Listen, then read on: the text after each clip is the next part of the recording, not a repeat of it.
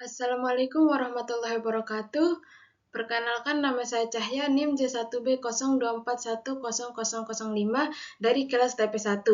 Pada kesempatan ini saya akan mempresentasikan rangkuman dari jurnal-jurnal teman sekelas mengenai pengaruh unsur iklim terhadap tanaman.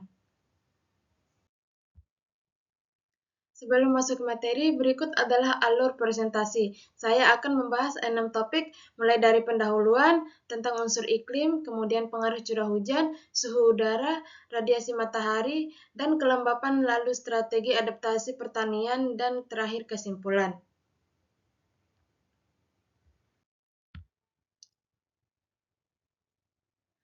Pertama, apa itu unsur iklim? Unsur iklim adalah komponen-komponen pembentuk iklim yang dapat diukur dan memengaruhi kondisi lingkungan pertanian. Ada 4 unsur utama yang dibahas dalam jurnal ini, yaitu curah hujan, suhu udara, radiasi matahari, dan kelembapan udara. Keempat unsur ini saling berkaitan dan memengaruhi pertumbuhan serta produktivitas tanaman secara langsung. Masuk ke topik pertama, yaitu pengaruh curah hujan. Berdasarkan beberapa jurnal, curah hujan memengaruhi hampir semua komoditas pertanian. Pada tanaman padi di Indonesia, distribusi hujan yang sesuai dapat meningkatkan hasil panen. Namun, hujan yang terlalu ekstrim juga justru menurunkan produktivitas. Pada tembakau di Malang, hari hujan terbukti menjadi faktor paling dominan. Sementara pada Eucalyptus pallida, curah hujan berpengaruh positif dan signifikan terhadap pertumbuhan. Dan pada cabai jamu di Sumeneb, 82% produktivitasnya dipengaruhi oleh unsur iklim dengan curah hujan sebagai faktor utamanya. Selanjutnya, pengaruh suhu udara terhadap tanaman.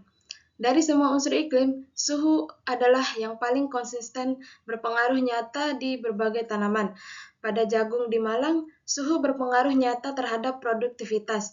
Pada padi di Banyuwangi, perubahan suhu bahkan menyebabkan pergeseran musim tanaman. Tanaman stroberi tumbuh optimal hanya pada suhu 17-20 derajat Celcius, sehingga lebih cocok di dataran tinggi. Dan buah naga memiliki suhu optimal sekitar 29 derajat untuk fase pembungaan. Intinya, suhu yang terlalu tinggi menyebabkan stres tanaman, menghambat fotosintesis, dan menurunkan kualitas panen. Berikutnya, radiasi matahari dan kelembapan udara.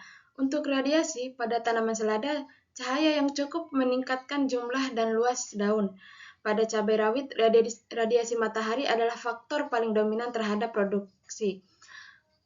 Pada tomat di Ngajuk, lama penyinaran berpengaruh nyata terhadap produktivitas, sedangkan untuk kelembapan pada buah naga, kelembapan optimal adalah 76,42% untuk pembungaan. Pada cabai rawit, kelembapan yang terlalu tinggi justru memicu penyakit, jadi kelembapan perlu dijaga pada kisaran yang sesuai tiap tanaman. Selanjutnya, adaptasi pertanian terhadap perubahan iklim. Karena perubahan iklim terus terjadi, petani perlu melakukan adaptasi. Ada 6 strategi yang dirangkum dari jurnal-jurnal ini. Pertama, menyesuaikan waktu tanam mengikuti pola curah hujan aktual. Kedua, menggunakan varietas unggul yang tahan terhadap kondisi iklim ekstrim. Ketiga, membangun sistem irigasi yang efisien. Keempat, memanfaatkan teknologi IoT seperti sensor ESP32 dan aplikasi Blink untuk monitoring suhu dan kelembapan secara otomatis, terutama untuk hidroponik indoor. Kelima, manajemen kesuburan tanah melalui pemupukan tepat waktu. Dan keenam, menggunakan sistem peringatan dini berbasis data BMKG untuk mengantisipasi anomali iklim. Pada grafik ini kita bisa melihat perbandingan dominansi masing-masing unsur iklim terhadap beberapa komoditas.